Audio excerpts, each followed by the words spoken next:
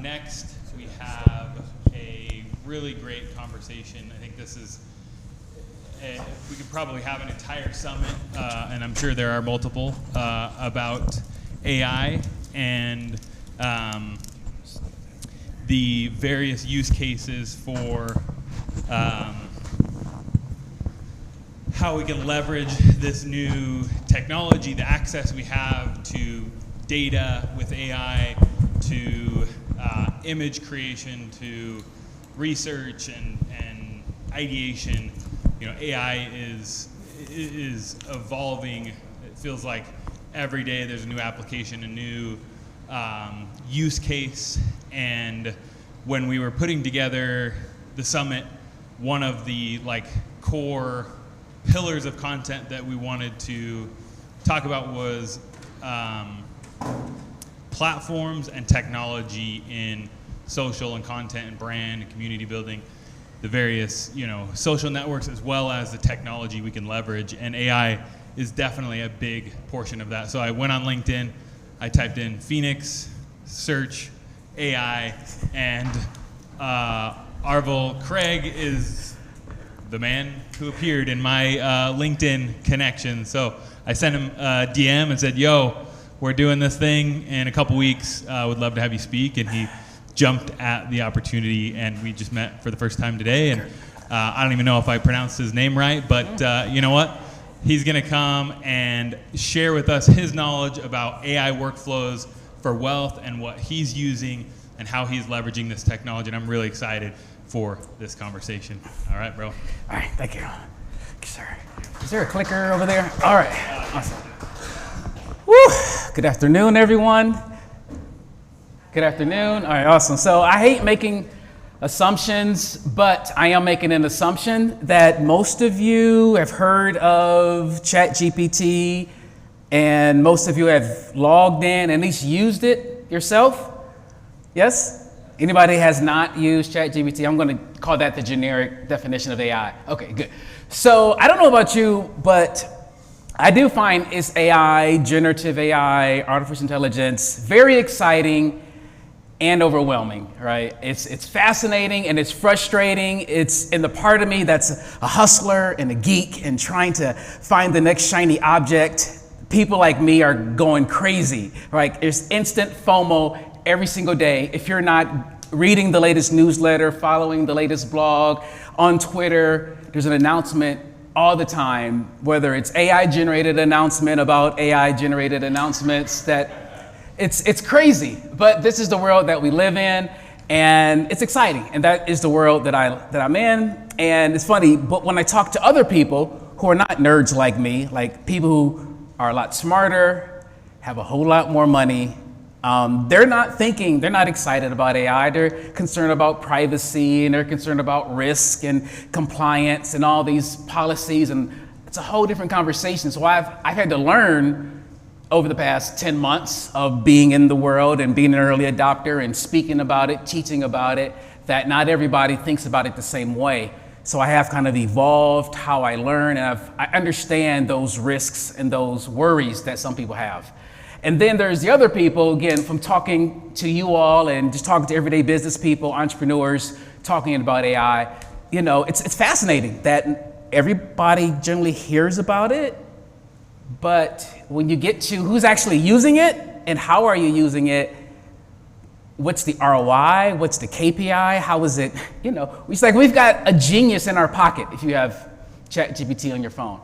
I know there was an interview with Sam Altman, the co-founder, CEO of OpenAI that built ChatGPT, saying that GPT-4, which is like the brain behind ChatGPT, he said it is the culmination of all written human knowledge. That is what's in this thing. And I don't know if you like to read books. Some of you went to school, went to college. We have geniuses in our pocket. I'm like, why am I not rich yet? It's like I got into internet marketing 20 years ago when the .com was out and everybody was making money. I wanted to go get rich, and I'm not rich yet. And so there's a gap there between unlimited information, unlimited knowledge, but how do we actually use it in everyday life So this idea of AI workflows for wealth is I created a Substack newsletter about 3 weeks ago. Even though there's a billion AI newsletters, I created it because it's my own kind of journey of figuring out, because even me, I use AI every day, but I always feel like I don't use it enough. Why am I not getting that advantage? Why am I not getting that edge? And so I've been working on this, and that's kind of what I want to talk about. In the past, I've talked about how to write a prompt, 5 levels of prompt sophistication. How do you interact with it? And I want to kind of treat this conversation a little differently. I want to leave some time at the end to have some dialogue because I don't know everything and I just love to connect and talk. So that's kind of what we want to talk about today. One click, great, that's the title, that's me. So my bio, whatever, so I've got degrees, sorry. I've got a computer science degree. Only thing I can program is HTML and CSS. I jumped out of school, got into web design, just again, trying to get rich on the internet. Did that for a while. I will just point out chatbot funnels was like the last shiny object that I chased. In 2017, chatbots came out. Facebook Messenger opened up Messenger for businesses. So it was like email marketing 2.0. That was what we thought. So I got up into that, became a partner with Drift and HubSpot and Chatfuel, ManyChat, Dialogflow, trying to learn how to automate conversations in order for lead generation and conversion optimization. That went well. And then this little bug, COVID-19, hit the world and all my clients left me. So I had a mini retirement. And then last year, of course, ChatGPT comes out, chat is back, all my chatbot stuff. And so, yeah, I jumped into it. And so today I work with a startup that has 2 AI products, Call Comply and V-Agents. Call Comply is an AI to listen to phone calls for call centers, contact centers, and listen to them and to QA them. The founding company was spending about $800,000 for people to listen to phone calls. And even the listening, they could only do maybe 3, 4, 5% of the calls because there's so many calls. The AI is able to replace all 8 people and provide the same kind of service. The people will be redirected to other areas at the company because AI can work better than them. And then the second one is V-Agents. That is an AI agent, more like a voice conversational, call it, it'll talk to you. It's mainly used again in call centers, contact centers to transfer qualified leads to licensed agents. Anybody work in call centers here? No? Okay. No leads? Darn. Okay, all good. So that's my day job. Other than that, I love to speak and communicate and teach and talk about, again, how I hustle, how I use AI on a practical level or on a higher enterprise level. So that is me, that's the background. Let's get into it. I created this list. I've been working on this AI transformation process and what does it really mean to change an entire organization with AI? Because just using an app or a tool, an app, whatever, that's just like piloting projects. That's just the bottom level. Today, I want to get into this AI workflow matrix, which is more of a, how do we use it? How does our behavior need to change in our everyday life? Because it's not natural. It's just not the way we normally think. We have a genius in our pocket, but we don't ask it that many questions. So that's just fascinating. So that's the AI workflow matrix, which I'll talk about today. And some of the other things I'm thinking about is how do we retool and educate? How does it impact your company's plan the next 3, 4, 5, 10 years? And then policies, procedures, again, all that higher level corporate stuff. But this is kind of my AI workflow or AI transformation thoughts. Next, okay. So I have 3 main things I want to talk about, I want to give to you versus tactics and specifics, which we may get into if you want to nerd out and some questions later on. So these are things I've made up and I want to share with you. So this first slide here, this 3, 6, 10, this is my feeling about the future, about AI. I think we don't know the future, that 10 years, we really don't know. Normally people compare technology to the past. Well, there used to be people that gave out milk and there's no longer milk people, and there used to be horses and now there's cars. So, as society, we will always adapt. We will always restructure. Technology has always come and it's always threatened something. And I think that's true. I'm definitely a very positive person about the future. The only thing is that I do think this AI is a little bit different than anything that's ever happened in the past. So I do think there's an unknown factor And I just feel like it's important to be realistic and to be proactive. And so, again, the big point of this slide is the next 1 to 3 years, I think it's very critical for those who want to take advantage of the opportunity, especially if you're in business, if you're an entrepreneur, if you're used to working by yourself. I think there's unlimited potential if you actually commit to figuring it out. So the next 1 to 3 years, I think for us that are going to be involved, there's an opportunity to really take advantage of it and benefit from it. Okay, let me sit this down. But I do think it's going to shift as policies and the government come. That's my 3 to 6-ish, whatever. I think eventually it's going to change. It's going to come from it's new to when it's necessary in order to compete. I think it's critical that it's going to come a window where it's going to be more popular. It's going to be more regulations and more restrictions. Like, again, ChatGPT comes out in November. There's like a lot of questions of copyright and, all this kind of stuff happening now. It's still early. I mean, in February, one of my marketing communities was like, hey, we'll teach you how to write a book with ChatGPT. This was in the early days, like, really? So I had a client, I didn't have a job at the time. I was like, hey, you pay for this workshop, because I want to be a nerd, but I didn't have the money. So I told the client to pay for this workshop, and I would go to it and I would write them a book. This is in February when it wasn't weird to have AI write your book. So I was selling that to clients. I wrote, in 2 hours, I had a client's book done. And the workshop was like 7 hours. I'm like, okay, I'll write my own book. So in the next 2 hours, I had my own book written. And then by the time it was over, we had 30 days of marketing content, email follow-up sequences, 25 different video sales letters, Facebook and social media ads, all the headlines and titles and all the split testing, all that was done in 7 hours.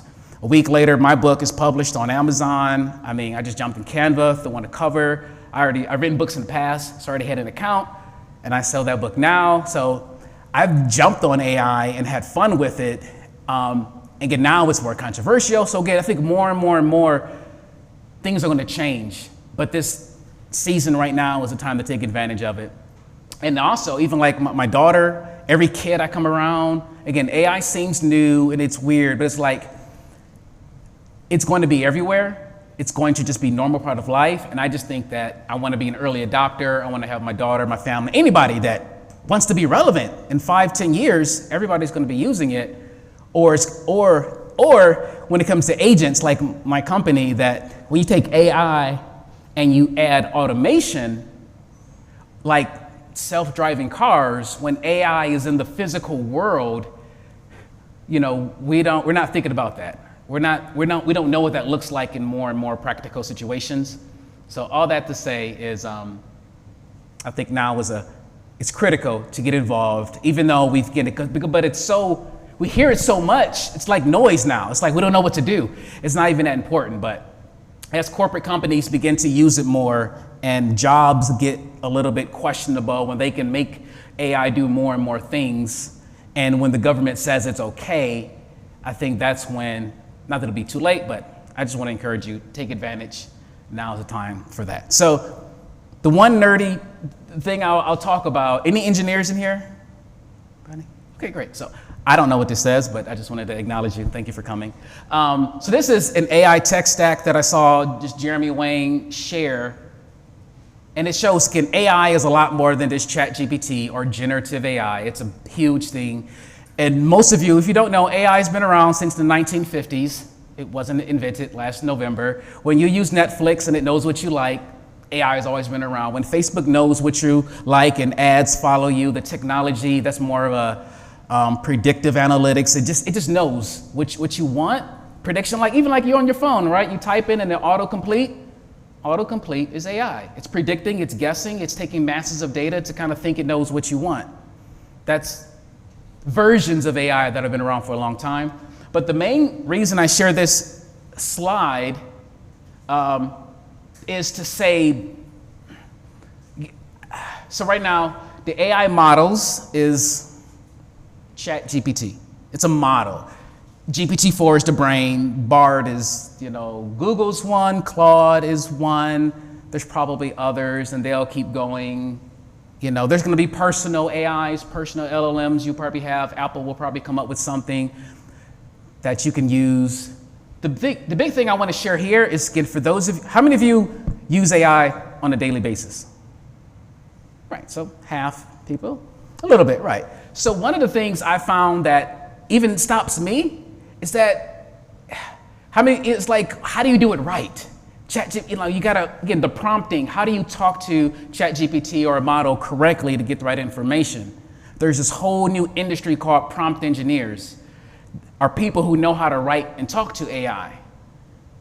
And to me, I get it, and I started to try to figure it out, but I just need to work. It's like we don't have time for that. So my prediction is that the way we use AI is gonna quickly change.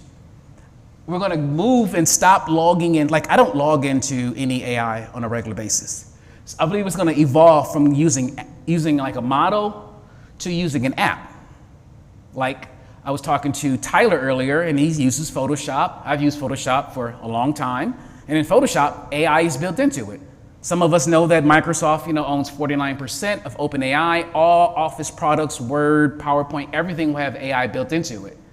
So in reality, almost Salesforce has an AI, Slack has an AI, Canva has an AI, Jasper, which has been out before ChatGPT, is an AI writing and copywriting tool. The moral of the story is that if you want to use AI more, if you think you're missing something, and if you've worried about how to write the right prompt, how to talk to it the best way to get the best results, there are people who are engineers who have made these apps that have done all that work for you. So I believe that people's use is going to change very quickly. They're going to stop using ChatGPT and going directly into it. They're going to start using AI apps, consumer-based apps. Everything you use on the computer will have AI built into it. So that's where these going. And eventually, the autonomous agents, again, is where you have an AI that you don't have to go into and get it to do something. It's when AI works on its own. When you give it a job description, when you stop going to Upwork to find people, when you want to save some money and get some extra work done, when you can use an AI that can do that. So this evolution of models to apps to agents and probably assistants. I believe the next 2 years, we will all have an AI assistant like Siri, but it's private, it's protected, it only knows you. So all the reasons you think you write better, you design better, you're so much smarter than AI, it can't do like you. There's going to be, again, probably products built into Apple products or Mac product or Microsoft products that will take you and everything that you do and everything that you like, and it'll make a copy of you and it'll understand how to be just like you. I'm saying in 2 years or less, that's going to happen. So that's kind of the third thing. Stop going into trying to figure out how to write the best prompts. Find an app. Whatever you do for a living, whether it's QuickBooks and finances and photography, is there an AI app that's already done, that's already prompt engineered, that has all the answers? Is it already out there? So that's kind of my second main point of how things are changing and how you're going to get more, so pretty much stop procrastinating or stop waiting to use it. Find things that have it already built into it. I'm going to pause right here. We got 9 minutes and 15 seconds. What are your thoughts? Any questions? Any feedback? I'd love to get some dialogue here because this is my opinion. But just want to check. No? One last step. Well, I've got a couple. Yeah. Just one second for the mic so we can get people. Hello, LinkedIn. Any LinkedIn people? I don't know. Just wanted to say. Oh, it's going over there. Sorry. I just had a question about, do you have a concern with the moral implications of AI becoming so autonomous that it removes, the social interaction of, human abilities, kind of like the movie WALL-E, where it's that the robotic automation goes too far and advances so much that we as humans no longer have a struggle of life, and it kind of detracts from purpose, I guess. Yeah, and technically that 10-year plus, I didn't get into AGI, which is when AI is smarter than people. I didn't want to go there because I'm trying to keep it happy. I am worried, I am concerned, but still, the next 1 to 3 years, I want to take advantage of it, prepare my family, stock some cash, and be prepared and then be prepared to, when it gets there, I want to deal with it, but I don't think I can control it, and I'm not going to ignore it. But I am very aware of other negative possible effects. And again, you can't control the future, but I can control myself. And so that's why, I think be proactive and be aware of what's going on.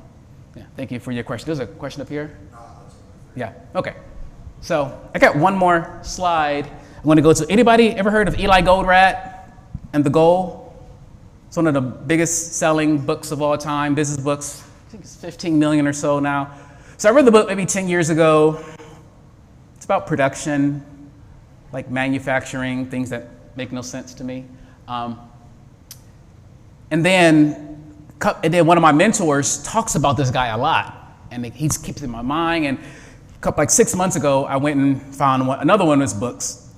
I think it was like him being interviewed, but he made this statement that just blew my mind. He said, technology can only bring benefit if it diminishes the rules.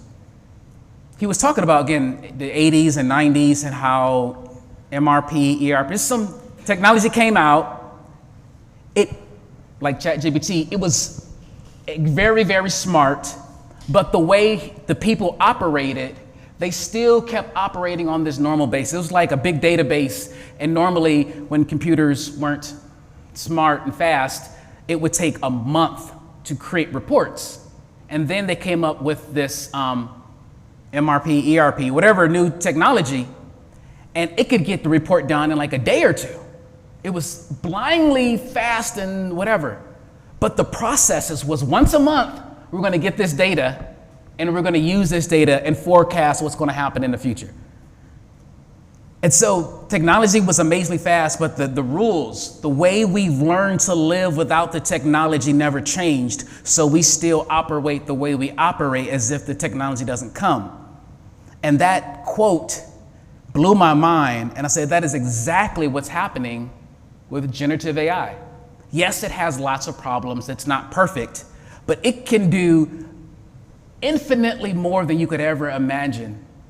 But we're asking it simple questions. We're used to operating without infinite information. So like, how do we close the gap between this infinite wisdom, knowledge that we have? And so that got me reading 3, 4, 5 of his books and feeling like his theory of constraints is what the big thing that he brought. The theory of constraints is taught in, I think, every business school around the country. It's a phenomenal concept. And so I began to think about, how do I apply that to AI? And I want to kind of end on this last thing here, which it isn't his thing. Yeah, I don't know. I just try to make something else. So this is what I wanted to share with you lastly. The problem with using AI in our businesses, if you start with the question, hey Arvell, how do I use AI in my business? You're in the exact opposite. That's the wrong question to ask. And that's what keeps us stuck. That's what keeps me reading all the AI newsletters and, oh, I can do this. Oh, it can read my mind and create this, and it can do this. But if you actually want to get benefit in your business, the first question is, where is the constraint in my business? And I'm still working on this kind of working theory. Where am I strongest in my business? Where am I best at? Where, you've heard of the theory, focus on your strengths. If you fix your weaknesses, you'll have strong weaknesses. Everybody has but if you focus on your strengths, that's everything. Like last week, I was in a webinar, whatever, some guy was saying when it comes to social media and content creation, he said 80% of your content creation should be tweaking winners, repurposing winners, and 20% of your time should be creating brand new content. Why? Because those winners, the whole world hasn't seen them yet. So if you tweak it, if you boost it, if you pay more ads, if you have more people see what already works, most of us in our business have something that works, but we get tired of it. I've seen this, so I'm going to switch and do something new. So this idea of, this workflow, if you create stuff, if you write stuff, if you design stuff, if you're any of those kind of flavors, that it's like, again, I just try to figure out what's the processes to create something. You can kind of ignore the trigger automation part. We have to come up with ideas, then we create a draft, and then we may edit it or proof it and finish it, and eventually we can repurpose or scale it. So in that framework, how do you use AI in your business? Find out something you're really good at. Find content that works, that people love, that gets likes, the thing that went viral-ish. And if you're again, looking at ads specifically, we look for a 10% engagement. If you got 10% or more, people actually engaging with it, possibly consider using AI just when you're done with it.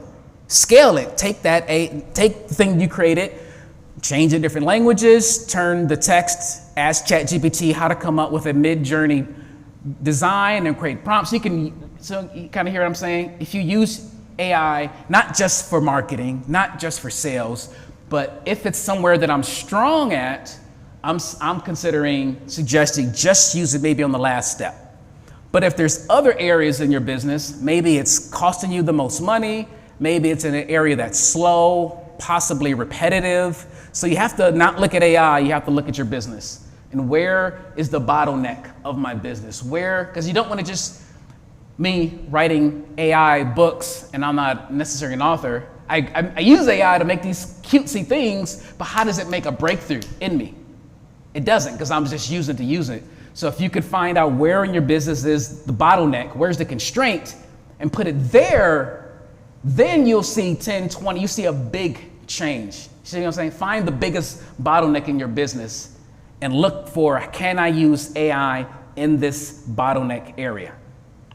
And then the other side of it, again, with our company, when it comes to bigger enterprise companies, we're looking at where is your biggest cost? Where are you slow? Again, if you're typically hiring nearshore, offshore call center people because you want to save money, so you're using Mexico, Belize, Caribbeans, Philippines to take phone calls, that's a big expense. That's a human expense that in the past AI couldn't do. And so we're specifically targeting where in the business is stuck. Where is the constraint on cost or speed? And we're able to create V agents, which satisfies that. And so the last thing I'll mention so yesterday, Rami Goldratt, the son of Eli Goldratt, was in town yesterday. And I'm like, oh, the guy passed away in 2011, but his son was in town. And he talked about the theory of constraints for innovation. And I specifically went up to him and I asked him, how does this apply to AI? How can I be thinking about how does AI apply with innovation, with the things that you know? And he told me, which blew my mind, which I need to update my sheet. He said, don't look at your business, look at your customer. Find out in your customer's life, where are they frustrated? Where is your customer constrained? What are the effects in their life that aren't good? And as it relates to your business and service, is there something that AI can do to remove a problem from your customer's life? And then he said, you can also look at your customer and again, look at their opportunities. What is something that they never would have dreamed about? They never even thought was possible. But now that AI is fast and quick and intelligent and can create and make and do whatever, where can AI create a new opportunity for them that they never knew existed? That's typically too expensive to make, too costly for you to produce. So that's the way he said to focus and look for the opportunity for AI. Where again, the benefit is not just the 1% or 2% or a little small, faster. Yeah, you can use AI to write your emails. Yeah, you can use AI to send a message on LinkedIn. But where do you find the big opportunities? The biggest problems in your customer's life or the biggest problems or opportunities in your business are the ways where you can really find a breakthrough. I think my time is up. Sorry, I can't get any questions. Any questions, any thoughts? Yeah. And I'll definitely share with you some of my favorite AI apps. So I don't log into apps. I do, but most of the AI I use is automatic. It's integrated in my computer. It's integrated in what I do, and I'll share that in a minute. But yeah, thank you. Question? I really liked your workflow chart, and I'm curious if you have an example of a way that you've utilized it in your business to gain the help and transformation that you're suggesting that we also do with AI. Yeah, no, I don't have it yet. Like I said, I'm just coming up with it. I'm just brainstorming. The problem with me, if you're creative, I don't think in processes. I just don't think that way. And one of the things I'm big on, use AI where it's necessary. But if it's not necessary, don't force it. Don't make it happen. If your business is stuck because you don't have a partner, get a partner, get a person. So I'm still processing that and trying to figure that out. Yeah. It's a really cool concept, though, because it makes you think about it differently. So I really like that. Yeah, I will say, again, for me, I create content regularly. I would probably be more towards how do I repurpose what I already created? How do I take my emails or my blog post and spin it in 3 or 4 other formats? That's one way I'm going to do it. And the second thing, in my business, I don't ask for the sale. enough. Like I have content, I have conversations, so my workflow, it's like when you look at what you do, where is there a gap? Where do you not spend enough time at? And the thing that doesn't come natural to me is asking for sales. So that's kind of where I'm still experimenting on how I can use AI, whether it's an automated, whether it's an affiliate link, whether it's subscribing to my newsletter. I'm looking at how can I, and that's probably more of an automation than an AI. I think that's, we get that confused. We don't always need AI, but we do need automation. We need to like automatically do stuff. And anyway, but those are the things that I'm kind of brainstorming. Yeah, yes, sir. Yeah, you mentioned that you work with 2 companies, or a startup that has call compliant V-agents where AI is at the core of what it is that you guys do. I'm curious, as a startup that has AI at the core, and generative AI is relatively new technology that companies are just now adopting, what challenges are you guys running into at your startup? Yeah, no, the startup is the products. So so right now it's a bunch of developers, and then there's me. So we're not really having any that I can. Right. mention. Yeah. So the startup uses AI at its core, right? Like the product is AI. Yes. Correct. AI is relatively new. Yes. I'm just curious, as an AI startup, what challenges are you guys running into leveraging kind of this new tech in this new world? Yeah, no, I love that, but yeah, I don't have any challenges right now. We're like on the edge of launching. We did a soft launch a few weeks ago. But yeah, so I'll get back to you when I have more issues. But yeah. I will say I was at a different startup before then that was also using generative AI, targeting also enterprise companies. And the biggest issue, again, we were going after Fortune 500 companies. So again, it was the policies. It was more of the trust and the pretty much privacy and data protection. Those were the biggest hiccups that slowed them down. Once they get are we SOC 2 compliant? Is their stuff safe? So that was the biggest issues that I had from them. Yes. Are your platforms built on proprietary machine learning, or are they built on open source like ChatGPT? Again, there's many different parts to the platform. Many of it is proprietary. The brain behind it, we do have, it's modular, so we can use GPT-4 or we can use Llama 2. And again, as things evolve, the goal is to make it modular, so we can swap out whatever brain, not open, but we're gonna just, it's modular. We can swap it out. We can use another proprietary one, but all the other architecture on top of that, how we do with the voice and the listening, whether it's 11 Labs or different ways of listening. So there's a lot of other technology in addition to the specific large language model that does that. Yeah. Awesome. Well, thank you, everyone. Appreciate it.